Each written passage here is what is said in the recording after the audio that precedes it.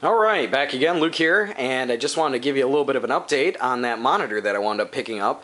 And as you can see here, I wound up taking the back part off, the panels here. And if you look at how massive this is compared to even my arcade cabs, this is a big monitor. This is a pretty big Dell monitor. And it's quite heavy as well. This is all thick metal here. It's a beast. But after taking the thing apart and taking a look at the caps here, I didn't notice anything bad with the caps. They didn't look rounded, none of them were split. So I wound up taking off this this heatsink here, and underneath it, it has those those really squishy, not anything special pads to keep pressure on the GPUs or on the processing chips themselves, and they were flattened pretty thin.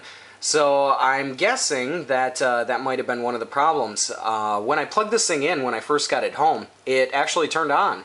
And it turned on and it started moving around the RGB screen, just like the different option menu and thing. It started moving around, and then it froze at one section. And after that, it stopped turning on. So I know that it was at least getting power, but what I'm guessing is that it was overheating. So I wound up fixing that problem there.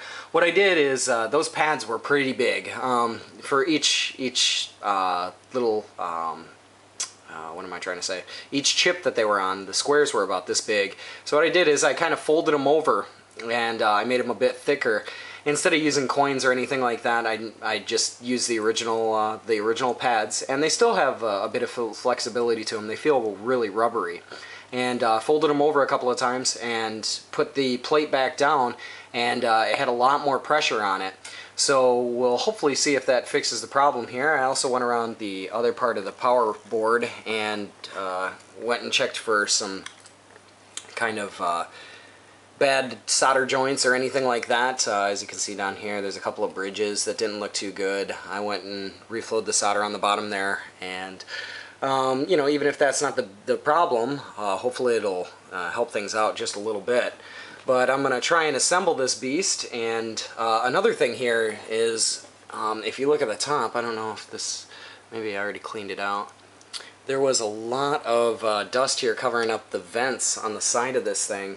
And yeah, when I took it off, a lot of dust came flying out, and it was covering the vents, so I'm guessing that also it was kind of overheating. As you can see down here, there's kind of some down there, which I still need to get out before I put this thing back together. But yeah, hopefully if I can get this thing working again, this is going to be a monster of a monitor.